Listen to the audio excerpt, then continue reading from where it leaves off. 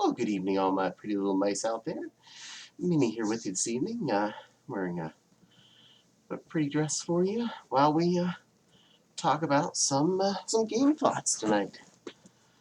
Now, um, Minnie's definitely a fantasy character, and we're going to talk about a Super Nintendo fantasy, a Final Fantasy. Yeah, it was bad, but anyway, Final Fantasy 2, or what was actually Final Fantasy 4. Um, um, because in America we didn't get what was actually Final Fantasy 2 or 3. We got 1, and then when the Super Nintendo came out, we got 4, but they didn't want to call it 4, so we just called it 2 to not confuse the Americans. Boy, would that happen a lot later once we found out all the ones we were missing. So, Final Fantasy 2. This is a big step up from the what was the first one, which was on the Nintendo, to move up to Super Nintendo level graphics. Now, the first one we had, you got to pick your 4 types of characters and just go through the same quest, just with different choices of who could be in your party. Now, this one, you don't get that. In fact, you have whatever the story says you have at any given time, which is anywhere from 1 to 5 different characters. So, in the beginning, you have your main hero, Cecil, a Black Knight, and his best broham, the Dragoon. And you two go out on a quest for the king to deliver a package. Seems innocent enough. In the process, you kill a mist dragon, which kills the summoner that had brought it to life, who happens to be the mother of another character you're about to have good interactions with. And unfortunately, that package you were delivering contained explosive bad guy things. Your king wanted to kill all the summoners, so he sent you with a time bomb, effectively, to blow them all up. Now you save the little girl, and she becomes part of your party after she gets better, because you rescue her. Little to her knowledge, you accidentally try to kill her and kill her mom, but, that's life. So that's how this game all starts. We're already into fun. Now, there is a lot of game here. I'm not going to go over the entire story. That was just the opening bit. But throughout the game, your party changes. You lose people. You find people. There's a shipwreck, and you lose a bunch of your friends. And they're found later, but you lose them out of your party. You run into people in this town, and they join you. But then they go off to help all these other people. Or you find this other person again. Then they help you here, but they go away and do another thing. And it's such a wide a variety of the types of characters you would have had from the first game that we had, just each with a distinct built-in personality. More of an RPG than of the role-playing, as opposed to the role-playing that you would have had from just a go out and beat things up. And you get to go through the story of these characters coming to terms with things, getting more powerful, growing up in some cases, dying in other cases. So lots of stuff happens. Definitely don't want to spoil it for anybody that hasn't actually played the game, because it's a good game. It's a good play. And it's been released on a few other systems. I know there was a Game Boy Advance release, which I'd actually like to get a copy of. And there was a release on the Nintendo DS.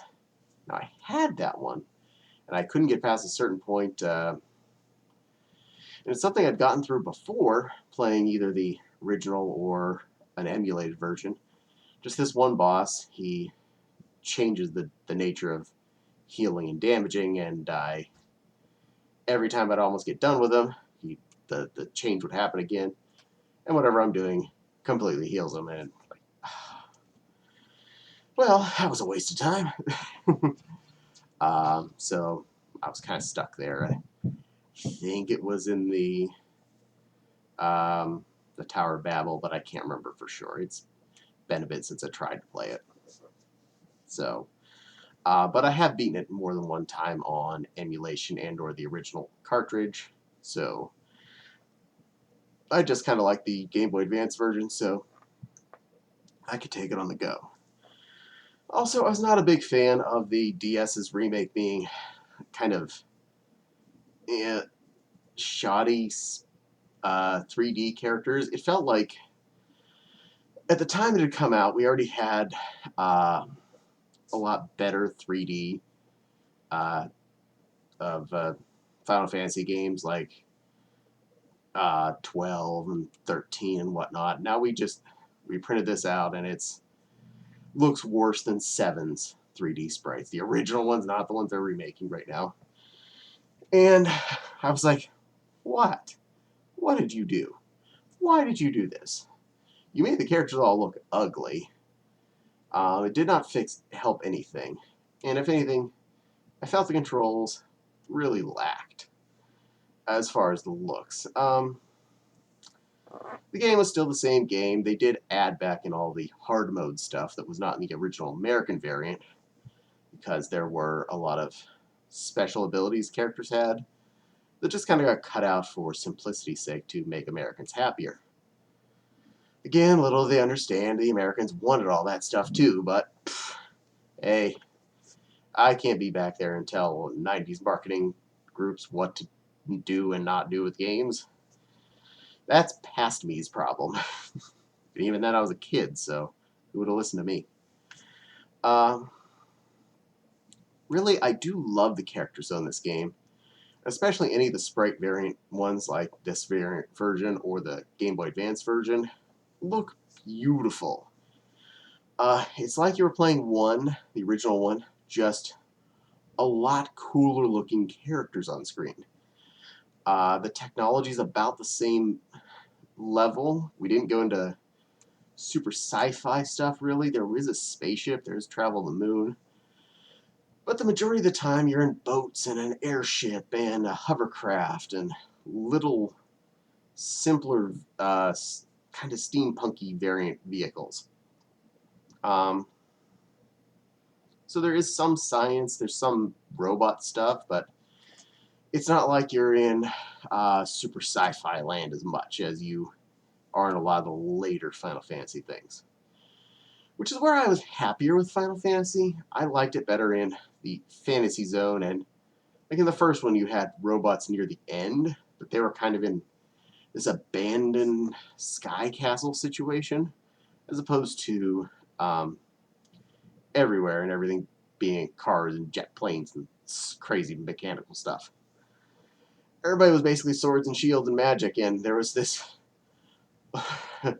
this old science stuff up in a sky castle that we don't understand. So a little bit of science, but not too much. Mostly still swords and magic and bows and arrows and stuff like that, which is a good way to be for this kind of game. I like that. You get a good feel for your environment, good amount of fantasy, and a really good explorable world. Remembering, because it's been a while since I actually played it, you had several effective realms by the end of it that you could be at. Regular overworld, which you could fly your airship around. You had an underworld where the dwarves and things were, which you could fly around. It's not as big, but it was still a big area. And you got to go to the moon in a big spaceship. So you could fly up to the moon. There was more level up there. More of the game actually continued up in the moon, which was kind of cool. So, lots to do, lots of adventuring. Grinding is still useful.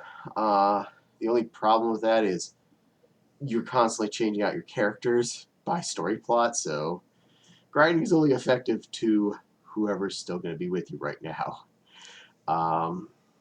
And grinding up your main character, Cecil, is only useful to a point, because not too long into the game, you go through redemption phase where you go from being a Dark Knight to being a Paladin, and as you do that, you become level 1. Now you're not just a weakling, but any grinding you've done so far doesn't matter. You're just what you are now. And you quickly do level up after that because, well, you're level 1 and you're in an area where bad guys are pretty darn powerful. Now, you and your buds that you have with you at the time can kick butt real fast.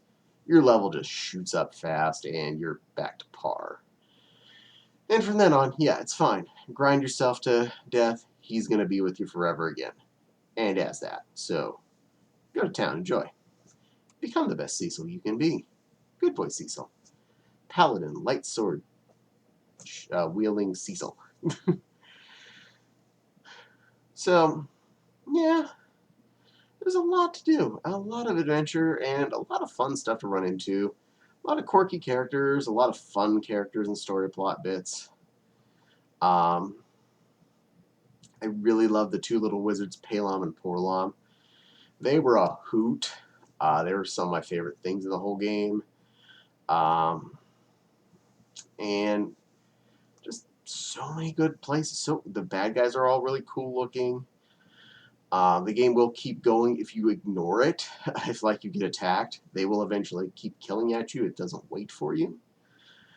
No special breaker moves like in some of the later games where you have to press X at the right time to make a special kaboomer or something.